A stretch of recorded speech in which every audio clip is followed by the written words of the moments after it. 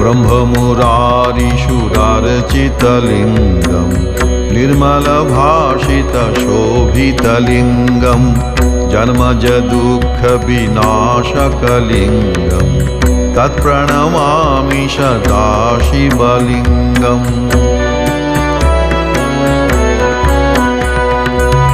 देवमुनिप्रवरार्चितलिङ्गं तामदहं करुणाकरलिङ्गं रावणदर्पविनाशनलिङ्गं तत्प्रणमामि सदाशिवलिङ्गम्।